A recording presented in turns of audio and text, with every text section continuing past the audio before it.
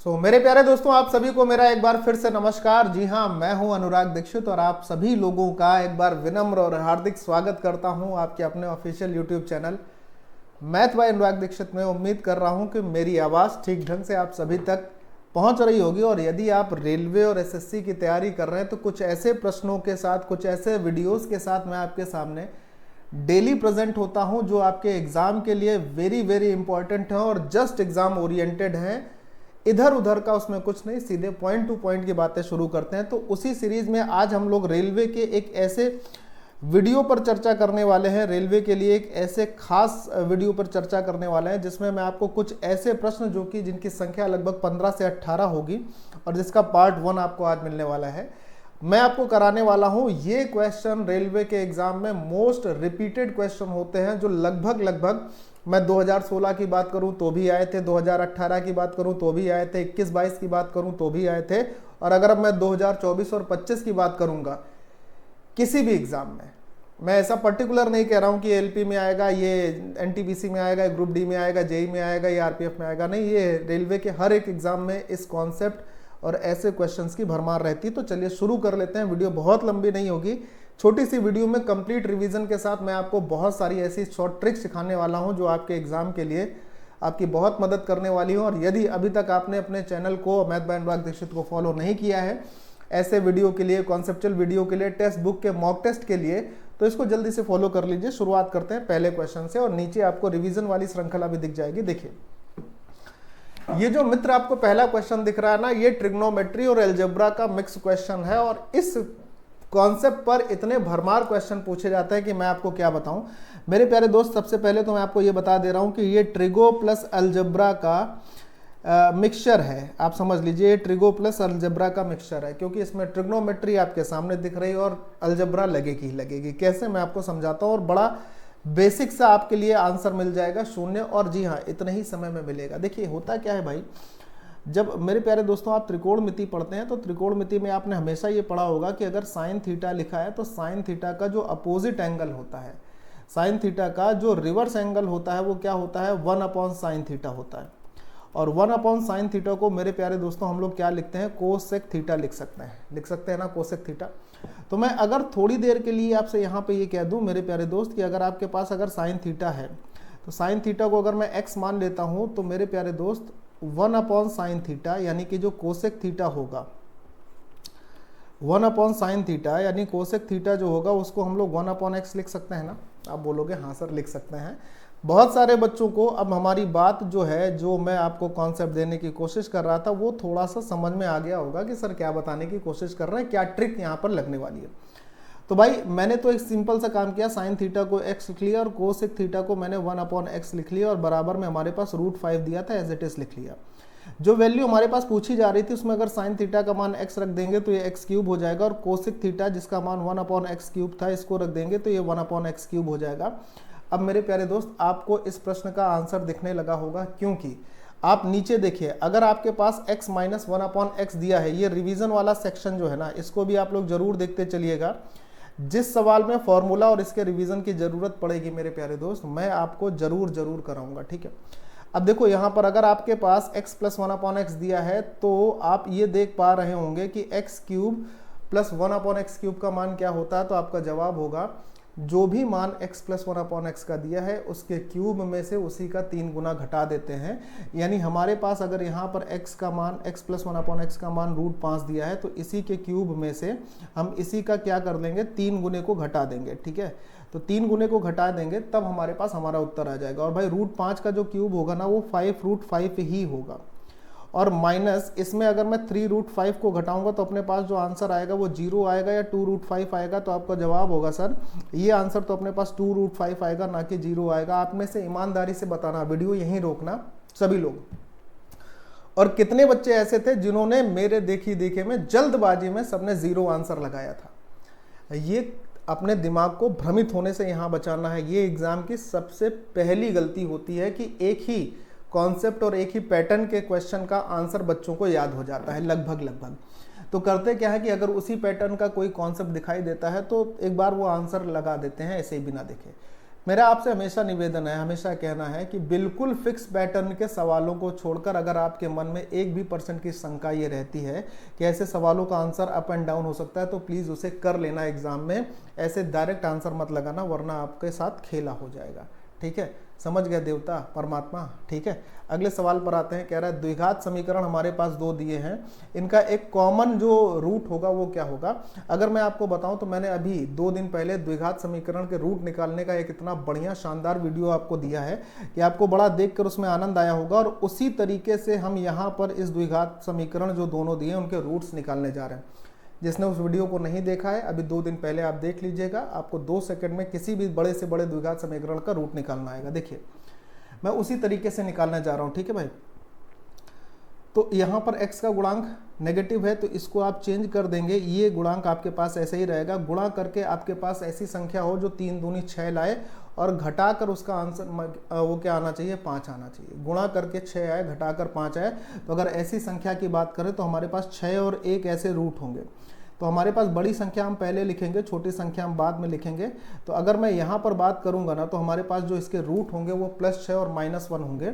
और अगर मैं इधर पे रूट निकालने की बात करता हूँ, इस वाले द्विघात समीकरण के रूट्स निकालने की बात करूँ, तो यहाँ पर x का जो कोफिशिएंट है वो पॉजिटिव है, और इस कंडीशन में हमें आगे के दोनों साइनों को बदलना पड़ता है। तो अगर ये प्लस था तो माइनस हो जाएगा, ये माइनस है तो प्लस हो जाएगा। अब आपको 2 ऐसी संख्याएं चाहिए जिनका प्रोडक्ट कितना आ जाए, 12 आ जाए, और घटाने पर वो 1 आ जाए।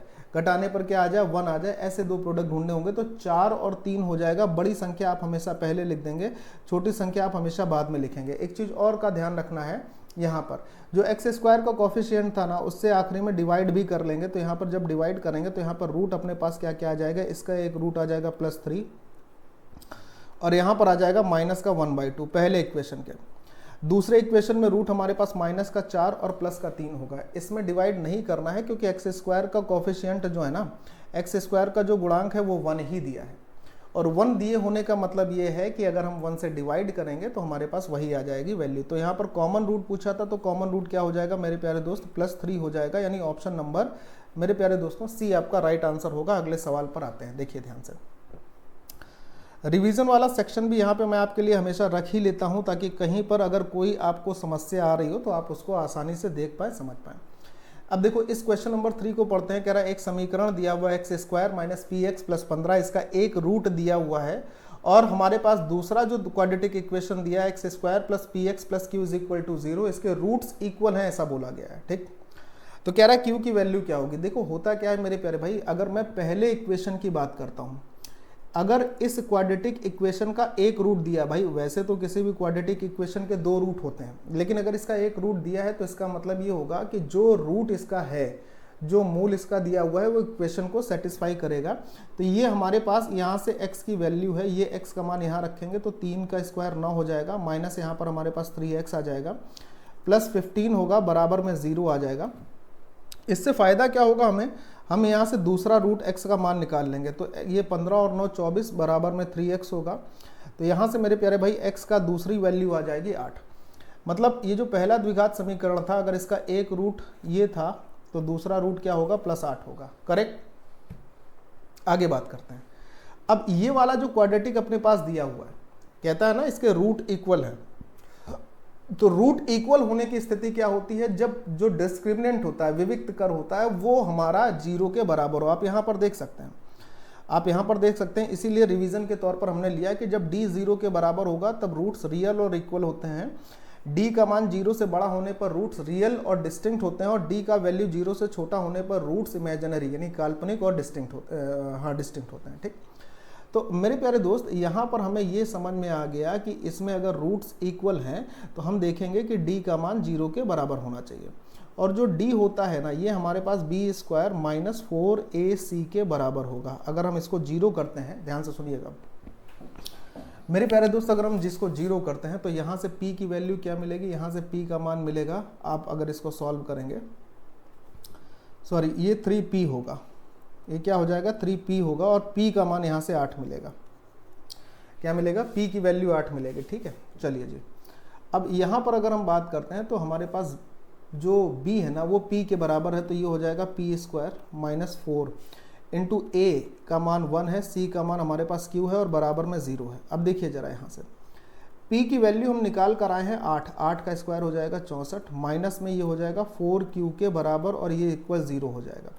तो 64 इज इक्वल टू क्या आ जाएगा, 64 इज इक्वल टू आ जाएगा 4 इंटू क्यू, और जब 4 से आप 64 को डिवाइड करेंगे ना तो आपका आंसर 16 आ जाएगा। यानी जो आपसे क्यू की वैल्यू पूछ रहा था मेरे प्यारे दोस्तों, उस क्यू का मान क्या आ जाएगा, 16 आ जाएगा। और ये आपके ऑप्शन पहले को इंडिकेट करेगा कि ये सही उत्तर होगा। ठीक है, तो रिवीजन भी आपका अच्छे से होता चलेगा। और ये वो क्वेश्चंस हैं जो एग्जाम में भतेरे पूछे जाते हैं, बार बार पूछे जाते हैं। ठीक है, इसको आप लोग रिवीजन अच्छे से करना। और आपको ये नीचे दिख भी रहा होगा कि किस एग्जाम में प्रीवियसली पूछे जा चुके हैं। कह रहा है a प्लस बी प्लस सी की वैल्यू 8 है, अगर b और c दोनों शून्य होगा, यहाँ पर शून्य से अधिक धनात्मक पूर्णांक है। अच्छा, शून्य से ज़्यादा होने चाहिए, मतलब 0 नहीं होने चाहिए और ना ही शून्य से कम होने चाहिए। तो a की मैक्सिमम वैल्यू क्या होगी? अरे भाई ये तो बहुत ही सरल हो गया। देखो क्या बात है ना, इसमें बात को थोड़ा समझना है। अगर हमारे पास a प्लस बी प्लस सी की वैल्यू दे रखी है 8 के बराबर, और हमको ये देखना है कि a की मैक्सिमम वैल्यू तक अगर हमें जाना है, a की मैक्स वैल्यू तक जाना है, तो सिंपल सी बात है कि अगर a का मान अधिकतम होना चाहिए तो b का मान जो होना चाहिए ना, b प्लस सी का मान वो मिनिमम होगा, तभी a का मान अधिकतम होगा। और सवाल में क्या बोला गया, सवाल में ये बोला गया मेरे दोस्त कि b और c जो हैं वो 0 से बड़े होने चाहिए और पूर्णांक होने चाहिए ना। तो मैं एक काम करता हूँ, इसको 0 तो नहीं रख सकते b और c को, तो मैं 1 और 1 कर लेता हूँ। ये भी 1 हो जाए और ये भी 1 हो जाए।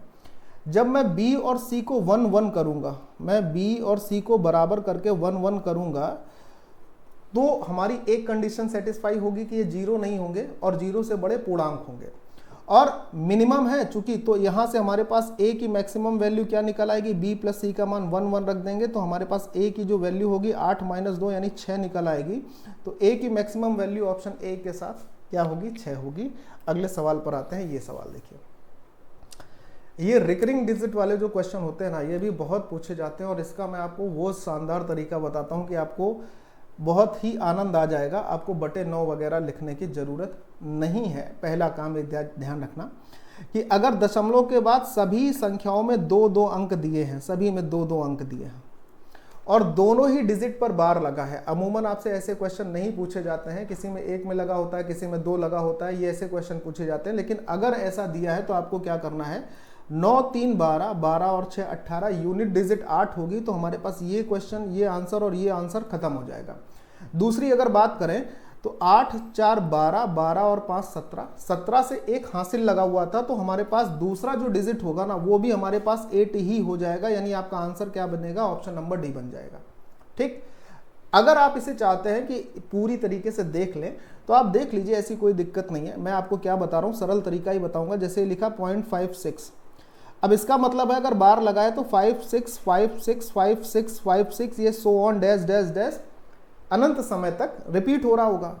सेम कंडीशन यहाँ पर थी, हमारे पास 4 3 वाली थी, तो ये हमारे पास 4 3 4 3 4 3 4 3 और dash dash dash infinite time तक रिपीट होगा। नेक्स्ट अगर मैं बोलूँ 8 9 वाली, तो 8 9 8 9 8 9, ये भी हमारे पास इनफाइनाइट टाइम तक रिपीट होगा। अब आपको इन तीनों को जोड़ना है तो सीधे सीधे लिख के जोड़ दीजिए ना, और कुछ आपको करने की जरूरत नहीं है। जैसे 6 3 9 9 18 के 8 हासिल 1 हो जाएगा, 5 4 9 और 1 10, 10 और 8 18 के 8 हासिल 1 हो जाएगा, 6 3 9 9 18 के 8 हासिल 1 हो जाएगा तो 9 बनेगा। अब ध्यान से सुनना क्या गलतियां होती हैं और क्यों होती हैं, ध्यान से सुनना भाई।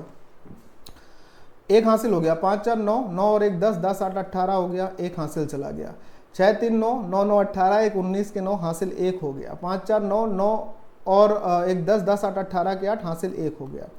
अब देखो गलती क्या होती है, यहाँ पर बात को थोड़ा समझने वाली चीज़ें हैं। जब आप इसको रिजल्ट देख रहे हो ना तो इसका रिजल्ट तो सर आ रहा है 1.8989 और 8989 रिपीट हो रहा है। तो हम अगर इसको सर लिखेंगे तो 1.89 का बार लिखेंगे ना, यहाँ 1.88 का बार थोड़ी लिखेंगे। लिखेंगे क्या, आप बोलोगे नहीं सर 1.89 का बार नहीं लिखेंगे, 8 का बार नहीं लिखेंगे। तो मैं आपको मेनली क्या बताना चाह रहा हूँ उसको ध्यान से सुनना मेरे प्यारे दोस्त। होता क्या है ना कि ऐसे क्वेश्चन में, जैसे मैंने अभी शुरुआत में बोला कि यूनिट डिजिट हम लोग देखकर आंसर लगा देते हैं कि ऐसा हो जाएगा तो ऐसा आंसर आ जाएगा। इस बात का ख्याल रखिएगा कि ऐसे रिकरिंग डिजिट वाले क्वेश्चन में कभी भी आप यूनिट डिजिट मत ही देखिएगा, चाहे नंबर 1 पर हो, चाहे 2 पर हो, चाहे कितने पर भी हो। अगर उसको सॉल्व करना चाहते हैं तो आपको सॉल्व करने का जो सबसे बेस्ट तरीका है वो ये है, आप इसको इस तरीके से लिख कर सॉल्व करिए, आपका रिजल्ट कभी गलत नहीं होगा। जैसे यहाँ पर आया 1.89 का भार, कभी गलत नहीं होगा। या फिर अगर आप इसको बिना ऐसे लिखकर सॉल्व करना चाहते हैं तो भी कोई समस्या नहीं, मैं आपको वो भी बता देता हूँ। जैसे इसको आप क्या लिखोगे, 56/99, क्योंकि 2 डिजिट पर बार था, है ना। इसको आप क्या लिख सकते हैं, इसको आप लिख सकते हैं 43/99, 2 डिजिट पर बार था इसलिए। इसको आप क्या लिखोगे, इसको आप लिखोगे 89/99, 2 डिजिट पर ही बार था तो 2 बार 9 नीचे लिखेंगे। अब आप ये तो देख पा रहे हैं ना कि नीचे हमारे पास 99 है तो एलसीएम 99 होगा, यानी डायरेक्टली सबको ऊपर ऐड कर देना है। तो ऊपर जब आप सर सभी को ऐड करेंगे तो आपके पास आएगा क्या, 9 3 12, 12 और 6 18 के 8, हासिल लगेगा 8, 8 1 9, 9 4 13, 13 और 5 18 आएगा। और यहाँ पर 9 ये 1 मिनट, इसमें अंडू करने वाला ऑप्शन नहीं आता है क्या, देखता हूँ। हाँ शायद इसमें ऑप्शन नहीं आता, कोई बात नहीं, आप इसको डायरेक्ट लिखो, इसको आप लिखो 188/99।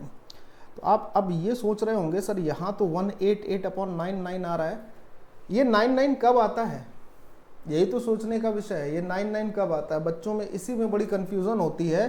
1.89 या 1.88, 100% 1.89, ये सोचने का विषय है। थोड़ा सा सोचना पड़ेगा आपको कि क्या आंसर देंगे। अब ऐसे क्या आ रहा है कि सर हमारे पास अगर 2 बार नीचे 9 लिखा तो 2 बार अंक पर ऊपर बार लगा देंगे। अरे क्यों लगा देंगे, कुछ ना कुछ तो ऐसा हुआ होगा ना कि ऐसे से काम कुछ अलग हुआ होगा, है ना। क्योंकि अगर आप इसको लिख के ऐसे जोड़ेंगे ना, सबसे बेस्ट मेथड ये होता है, मैंने आपको जो बता रखा है पहले ही, सबसे बेस्ट मेथड ये होता है, कभी गलत नहीं होगा चीज़ें। आप अगर यहाँ कंफ्यूज हो भी रहे होंगे, कभी अगर हो जाए, वैसे तो नहीं होंगे, कोई बड़ा चीज़ नहीं है, तो आप इस तरीके पर आना, इस तरीके से सवाल को हमेशा लगाना। ऐसे क्वेश्चन जिसमें रिकरिंग डिजिट वाले दिए होते हैं ना, ऐसे क्वेश्चन आप हमेशा इसी से लगाना, जो मैंने यहाँ पर ये बताया है, कभी गलत नहीं हो सकता है, गारंटी है। 1.89 और 89 के ऊपर बार, ये आपका आंसर होगा। ठीक, कोई दिक्कत तो नहीं है, यहाँ पर बोल सकते हो, कोई दिक्कत नहीं है ना। नेक्स्ट क्वेश्चन पर आते हैं, ये क्वेश्चन देखते हैं हमारे पास। देखिए ये सिंपल एक कैलकुलेशन का क्वेश्चन है। अब अगर ये सिंपल कैलकुलेशन का क्वेश्चन है तो इसको उतने ही सिंपल ढंग से करना होगा मेरे प्यारे दोस्त। अगर मैं सिर्फ यूनिट डिजिट की बात करता हूँ, यूनिट डिजिट को देखता हूँ, तो मैं एक चीज़ देख पाता हूँ, अगर यूनिट डिजिट नहीं अप्लाई होगा तो हम लोग किसी और चीज़ पर आएंगे। ठीक है, आइए जरा मैं बात कर लेता हूँ। यहाँ पर ये पॉइंटर ऊपर लेकर जाते हैं। देखो यहाँ पर यूनिट डिजिट होगा 6 × 3 18, 8 होगा। यहाँ पर हमारे पास यूनिट डिजिट क्या होगा, 6 7 42, यानी 2 होगा, और दोनों को जोड़ेंगे तो जो भी आंसर रहेगा उसका यूनिट डिजिट हमारे पास 2 रहेगा। तो हमारे पास एक चीज़ तो हो गई, ये ऑप्शन और ये ऑप्शन तो गया काम से। अब या तो ए या तो डी। सर बिना कैलकुलेट किए कैसे या तो ए या तो डी, हाँ बिल्कुल सही बात है। सुनो, इसमें 12,846 कॉमन दिख रहा है आपको। 12,846 जो कॉमन है उसका डीएस डायरेक्ट निकाल लो, डायरेक्ट ले लो। उसका डीएस क्या होगा, 8 और 1 9 होगा, 6 4 10 2 12, 12 का डीएस 3 हो जाएगा। 12,846 का डायरेक्ट डीएस हमने लिख दिया 3, और ये कॉमन कर लिया। अब हमारे पास इधर ब्रैकेट में बचा होगा 593 और इधर ब्रैकेट में बचा होगा 407। इन दोनों को अगर जोड़ेंगे तो 1000 हो जाएगा। 1000 का डीएस अगर मैं लिखूंगा तो हमारे पास 1 आ जाएगा, और 3 × 1 करने पर हमारा आंसर 3 आएगा, यानी वो ऑप्शन आंसर होगा इन बचे हुए दोनों में से जिसका डीएस 3 होगा। बात खत्म हो गई।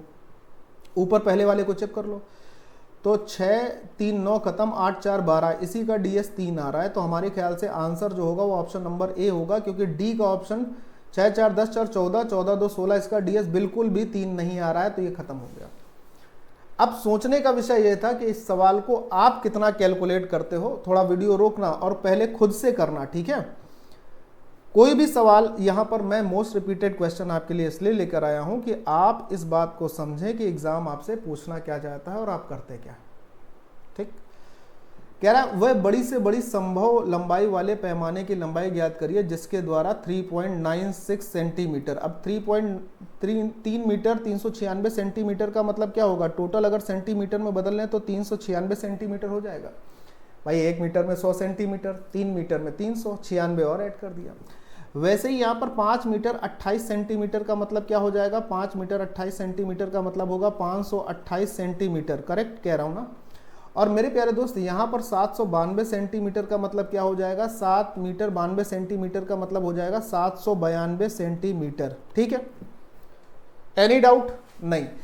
अब आपको ध्यान से सुनना मेरे प्यारे दोस्त, अब आपको वो हिस्सा इसमें बताना है जो इसकी मैक्सिमम वृहत्तम संभव लंबाई को नापे। वृहत्तम संभव लंबाई को यानी अधिकतम संभव लंबाई को नापने का मतलब है कि you have to find out the HCF of these numbers. आपको इन संख्याओं का HCF फाइंड आउट करना है। कैसे करें, सुनिए ध्यान से। अगर आप अपनी पारखी नज़र और निरमा सुपर दोनों को अगर यूज़ करके देखेंगे तो आपको एक चीज़ यहाँ पर दिख जाएगी, बड़े आराम से समझ में भी आ जाएगी कि सर हमारे पास ये जो नंबर है ना 792, ये वाला नंबर, अगर इसको देखें तो ये नंबर 11 का मल्टीपल है। मैंने हाँ भाई सर 396 को अगर मैं देखता हूँ 396, तो ये नंबर जो है ना ये भी 11 का मल्टीपल है। और अगर मैं 528 को देखता हूँ ना भाई, तो ये नंबर भी 11 का मल्टीपल है। दिख रहा है? तो एक कहानी तो फिक्स हो गई भाई। क्या कहानी फिक्स हो गई सर? कहानी तो ये फिक्स हो गई कि आंसर हमारा जो HCF है वो 11 का मल्टीपल तो होगा ही होगा। और मजे की बात यह है कि हमारे पास यहाँ पर चारों ऑप्शन 11 के ही मल्टीपल दिए हुए हैं। अब क्या करें सर?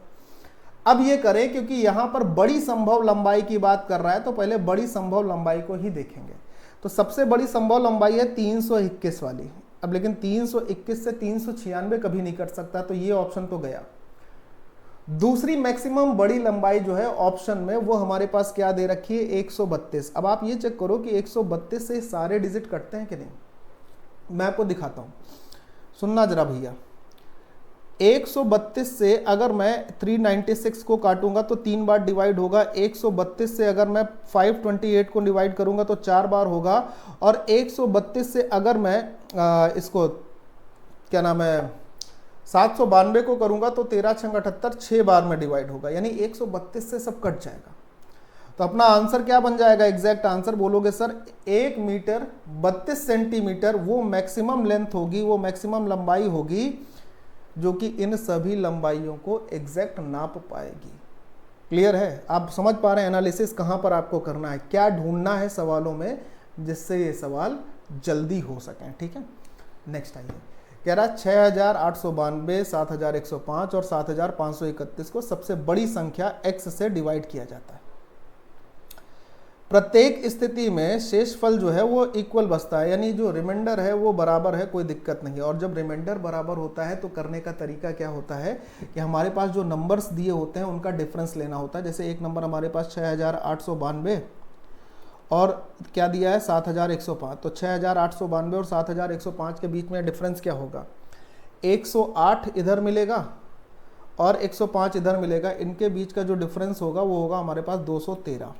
ठीक, फिर 7105 और 7531 इसके बीच का जो डिफरेंस होगा वो कितना होगा? अगर मैं इसके बीच के डिफरेंस की बात करूं तो 6 इधर मिल जाएगा, 10 में से 3 माइनस कर लेंगे तो हमारे पास यहाँ पर हो जाएगा 11 में से 6 और 2 12, 2 हो जाएगा। यानी कि ये हो जाएगा 426 का डिफरेंस।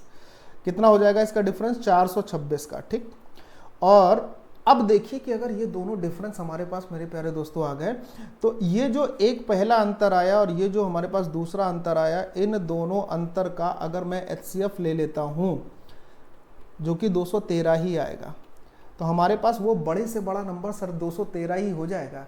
कि वो बड़ी से बड़ी संख्या 213 होगी। अगर 213 से मैं इसको डिवाइड करूं या 213 से मैं इसको करूं डिवाइड या 213 से मैं इसको डिवाइड करूं, तो in each and every situation we have the same remainder, हमारे पास शेषफल सेम ही आएगा।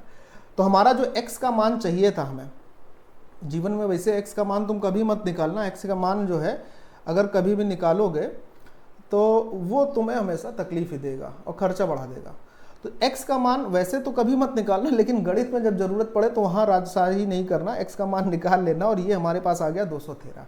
अब इसी के अंकों का योग आपसे पूछ रहा था, तो हो जाएगा 2 + 1 + 3 यानी कि 6 is the right answer of this question which is option number D.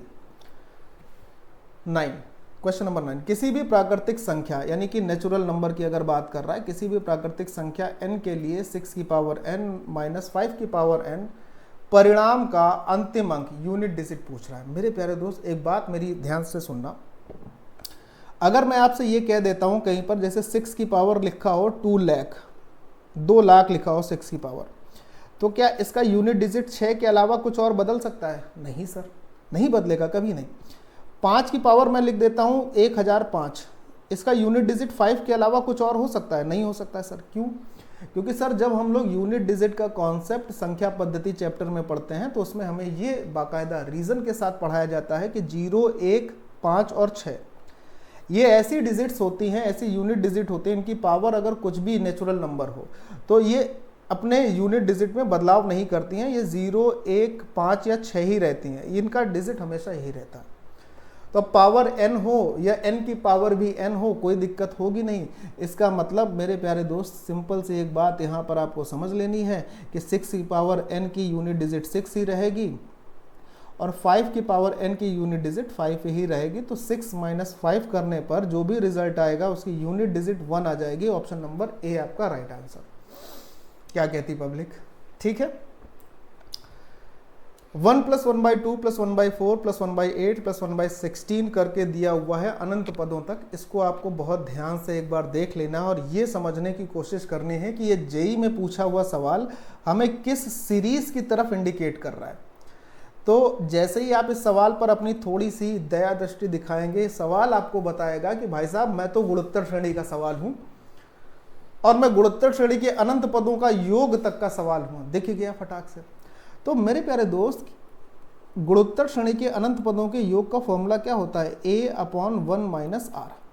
यहाँ पर a क्या है? a है फर्स्ट टर्म, पहला पद, और r क्या है? और r जो होता है ना वो कॉमन रेशियो होता है, सार्व अनुपात जिसे कहते हो। पहले से सेकंड टर्म जाने पर क्या रेशियो दिख रहा है वो देख।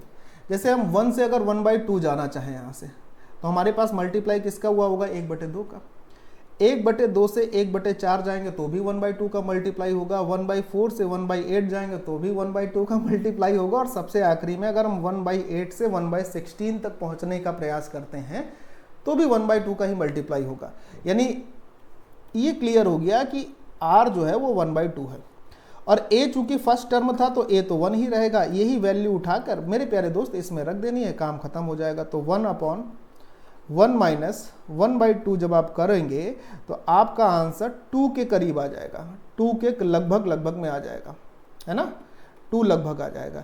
तो इस सीरीज का जो सम होगा जो आपसे पूछा जा रहा था वो ऑप्शन नंबर ए यानी कि 10 के आसपास होगा। क्लियर है मेरे प्यारे दोस्त? अगर अभी तक आप वीडियो में बते हैं और आपको इंटरेस्ट आ रहा है, आप चीज़ें समझ पा रहे हैं, तो मेरे प्यारे दोस्तों मैं आप सभी से एक निवेदन के तौर पर एक बात कहना चाहूँगा कि ये हमारा यूट्यूब चैनल है इंडिविजुअल मैथ्स के लिए। आपको और भी बहुत सारे एग्ज़ाम ओरिएंटेड चीज़ें आपको मिलने वाली हैं, SSC bank, railway, sorry bank के नहीं, एसएससी और रेलवे के लिए, साथ ही साथ सीडीएस की पढ़ाई के लिए। और कुछ समय बाद इसमें मैं टीजीटी और पीजीटी की क्लासेस भी स्टार्ट करने वाला हूँ। ठीक है, ये आपको मिलेंगे। तथा मैं आप सभी को एक चीज़ और भी बता दे रहा हूँ कि जो कंटेंट, जो पढ़ाई मैं यहाँ पर आपको दूंगा वो आपको किसी भी बड़े प्लेटफॉर्म से नहीं मिल सकती, गारंटी के साथ। हाँ, मैं इस टेलीग्राम चैनल को या इंस्टाग्राम चैनल को फॉलो करने के लिए इसलिए नहीं कहता हूँ कि कुछ बच्चे पीडीएफ के शौकीन होते हैं, कुछ नहीं भी होते हैं। तो जो हैं वो ज्वाइन कर लेना, जो नहीं है वो बिल्कुल भी नहीं है। और ये इंस्टाग्राम का जो मेरा हैंडल है ये बिल्कुल कॉमन है और कॉमन भी है और कोई ज़रूरी भी नहीं। इसको आप चाहें तो कर लीजिएगा फॉलो, अदरवाइज कोई ज़रूरत नहीं है। अगले सवाल पर आते हैं। सवाल है कि 20 से 80 के बीच में कितनी अभाज्य संख्याएं हैं। तो let me first tell you कि अभाज्य संख्याएं क्या होती हैं। ऐसी संख्या जिसका मतलब फैक्टर की संख्या सिर्फ 2 होती है, एक वो 1 से कटते हैं और एक वो खुद से कटते हैं, अभाज्य संख्याएं कहलाती हैं। और दुनिया की सबसे छोटी अभाज्य संख्या 2 होती है। First and the smallest prime number in the world is 2। और 2 के लिए एक और खास बात है मेरे प्यारे दोस्त, मैं आपको बताता हूं कि 2 जो होता है ना वो ओनली इवन प्राइम नंबर होता है, ओनली एंड ओनली। 2 की अगर हम बात करें तो ये जो 2 है ना, ये हमारे पास पूरी दुनिया में ओनली इवन प्राइम नंबर है, केवल एकमात्र अभाज्य संख्या होती है। इसके अलावा दुनिया में जितनी भी अभाज्य संख्याएं होंगी अनंत तक, वो सारी की सारी विषम होंगी, ऑड होंगी। ठीक, अब आपको मैं एक फ़ोन नंबर लिख रहा हूँ, वो फ़ोन नंबर क्या है ना, उसको अगर आप याद कर लेंगे तो आपके लिए बड़ा अच्छा काम हो जाएगा। 44 22 32 23 और 21। ठीक सर, ये क्या फ़ोन नंबर है और ये किसका फ़ोन नंबर है? ये इंडिया का तो लग नहीं रहा है। हाँ भाई, ये इंडिया का फ़ोन नंबर है, इंडिया का नहीं है।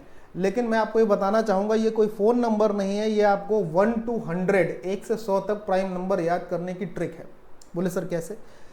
1 से 10 तक के बीच में 4 प्राइम नंबर होते हैं, 11 से 20 तक के बीच में 4 प्राइम नंबर होते हैं, 21 से 30 तक के बीच में 4 प्राइम नंबर होते हैं, 31 से 40 के बीच में 4 प्राइम नंबर होते हैं, 41 से 50 के बीच में 3 प्राइम नंबर होते हैं, 51 से 60 के बीच में 2 प्राइम नंबर होते हैं, 61 से 70 के बीच में 2 प्राइम नंबर होते हैं, 71 से लेकर 80 तक के बीच में 3 प्राइम नंबर होते हैं, 81 से 90 यानी 90 के बीच में 2 प्राइम नंबर होते हैं, और सबसे लास्ट में 91 से 100 के बीच में सिर्फ 1 प्राइम नंबर होता है और वो होता है 100। और उनकी जो संख्या है कि कौन कौन से होते हैं मेरे प्यारे दोस्त, आप यहाँ पर देख सकते हो, ये चार्ट इसीलिए आपके पास है। अब जो सवाल था कि 20 से 80 के बीच में कितने प्राइम नंबर होंगे, तो 20 से शुरुआत करनी है, मतलब तीसरी लाइन से शुरुआत करनी है और 80 तक जाना है यहाँ तक। तो 2 2 4 2 3 7 2 9 2 11 और 3 14 प्राइम नंबर होंगे 20 से 80 तक। गिनने का काम खत्म हो जाएगा, लिखने का काम खत्म हो जाएगा, अगर ये नंबर डिजिट जो है ना ये आपको अच्छे से याद हो जाती है। और दुनिया में आप सभी के फ़ोन नंबर याद करते हैं, आपने उसका भी याद किया होगा कभी, हालांकि वो आपको याद करे ना करे बात अलग की है। तो एक ये भी याद कर लीजिए, क्योंकि एग्जाम में अभाज्य संख्याओं से प्रश्न बहुत बनते हैं। अगला सवाल ये देखिए, ये भी आपको प्राइम नंबर से ही है रिलेटेड टू, को प्राइम नंबर का भले हो लेकिन रिलेटेड है प्राइम नंबर से ही। कौन सा समूह सहअभाज्य संख्याएं बनाता है? सहअभाज्य संख्याएं मतलब दो ऐसे नंबर, बहुत ध्यान से सुनना, दो ऐसे नंबर जिसमें कॉमन रूप में सिर्फ 1 मिलता है और कोई कॉमन ना मिले, अभाज्य संख्या। जैसे अगर मैं 21 और 42 की बात करता हूं तो इसमें 3 कॉमन होता है, तो ये को प्राइम नहीं है।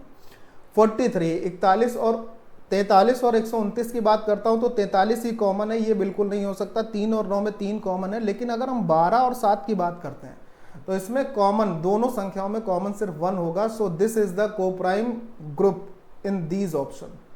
तो हमारा यही क्या होगा, सहअभाज्य संख्याओं का समूह होगा। अगला सवाल भाई ये है, कौन सा युग्म अभाज्य संख्याओं का युग्म नहीं है? मतलब आपको वो ऑप्शन ढूंढना है जिसमें लिखी हुई दोनों ही संख्याएं अभाज्य संख्याएं ना हो, युग्म नहीं है। इस बात का भी ख्याल रखना, जब आप सवाल पढ़ रहे हो ना भाई तो उसको भी थोड़ा सा तसल्ली के साथ पढ़िएगा, ठीक है। जैसे 11 और 13 में दोनों अभाज्य संख्याएं, तो ये तो ग्रुप है, ये तो अभाज्य संख्याओं का ग्रुप है। 71 और 73, 71 733 दोनों ही प्राइम नंबर हैं, तो ये भी ग्रुप है, हमें नहीं वाला चुनना था। 131 और 133, 131 तो प्राइम नंबर होगा, लेकिन 133 19 से कट जाएगा, तो यही वो ग्रुप होगा जिसमें दोनों लिखी हुई संख्याएं अभाज्य नहीं है। तो ये वो ग्रुप है जो कि अभाज्य संख्याओं का नहीं, क्योंकि 191 और 193 भी दोनों ही प्राइम नंबर होते हैं। ये बड़े इंपॉर्टेंट प्राइम नंबर हैं, इसको जरा आप एक बार वो कर लीजिएगा, क्योंकि जब बड़ी बड़ी संख्याएं पूछी जाती हैं तो ये दोनों नंबर उसमें यूज किए जाते हैं, ठीक। क्वेश्चन नंबर 14 कह रहा है, यदि एक कमरे की लंबाई और चौड़ाई का योगफल, लंबाई चौड़ाई और ऊंचाई क्रमशः 30 20 और 40 है, तो कमरे की चारों दीवारों का क्षेत्रफल क्या होगा? मेरे प्यारे दोस्त, कभी भी आपके पास रेक्टेंगुलर शेप का कोई भी कमरा हो या फिर स्क्वायर शेप का कोई भी कमरा हो, उसकी अगर चारों दीवारों का क्षेत्रफल पूछा जाता है तो आप क्या लिखोगे? 2 ब्रैकेट में L + B, यानी कि उस कमरे का परिमाप। 1 मिनट दीजिएगा जरा, इसको मुझे इरेज करके थोड़ा सा फिर से लिखना होगा, कुछ ज़्यादा ही इधर उधर भग गया है ना। ठीक है, मैं लिखता हूँ, क्या लिखेंगे? 2 ब्रैकेट में L + B, 2 ब्रैकेट में L + B, और गुणे में आप ऊंचाई लिखेंगे जो इसकी ऊंचाई होगी। तो यहाँ पर हमारे पास 2, L का मान कितना है, लंबाई कितनी है 30, चौड़ाई कितनी है 20 और ऊंचाई कितनी है मेरे प्यारे दोस्तों 40। तो मैं एक चीज़ आपको बताना चाहूँगा कि जो भी, हालांकि इसका मल्टीप्लाई करना बड़ा आसान है, कोई दिक्कत नहीं, 4000 आपका आंसर है, देख ही के समझ जाओगे, कोई दिक्कत होगी नहीं।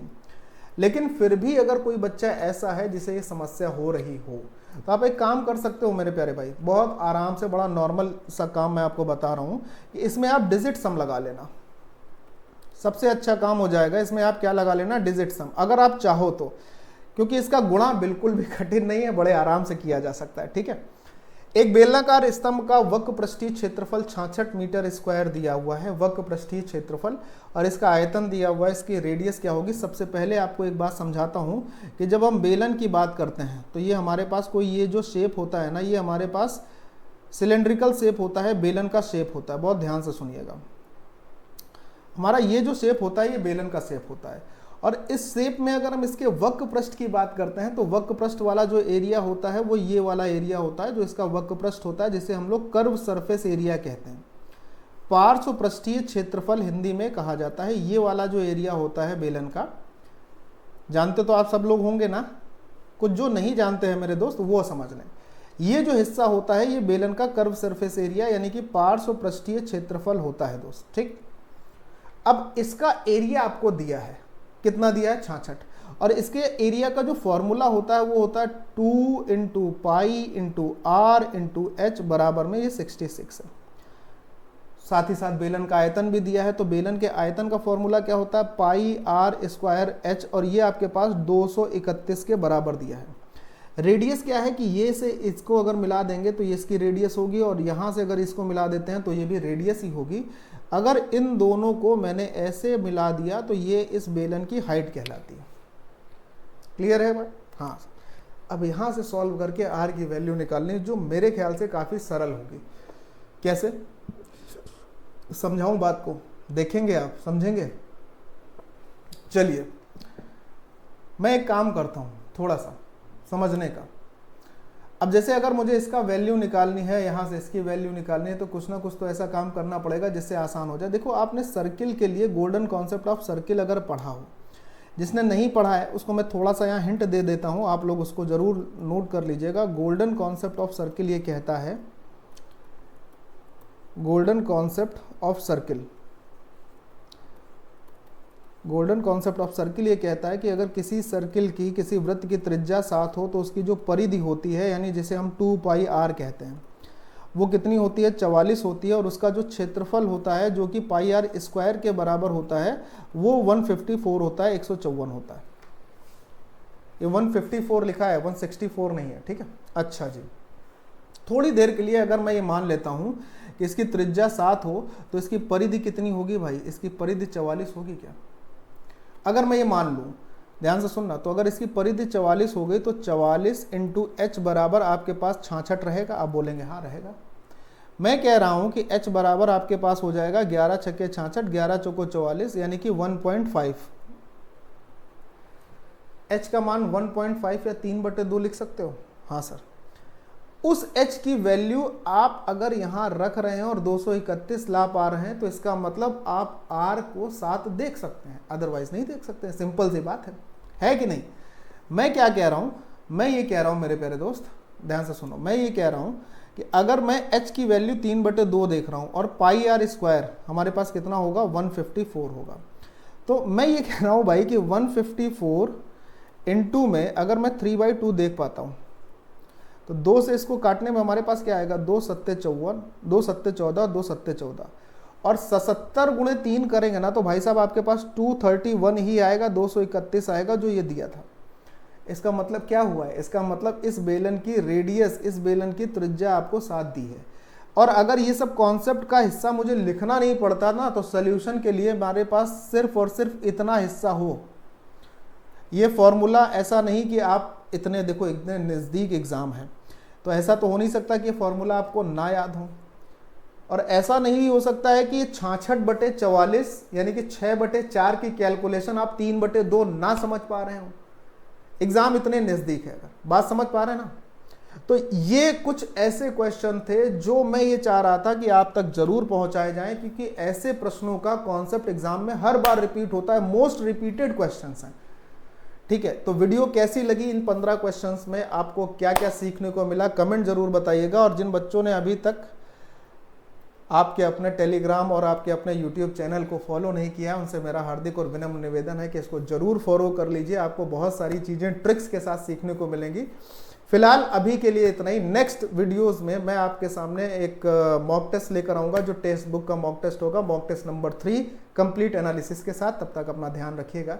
बाय बाय, जय हिंद एंड टेक केयर दोस्तों।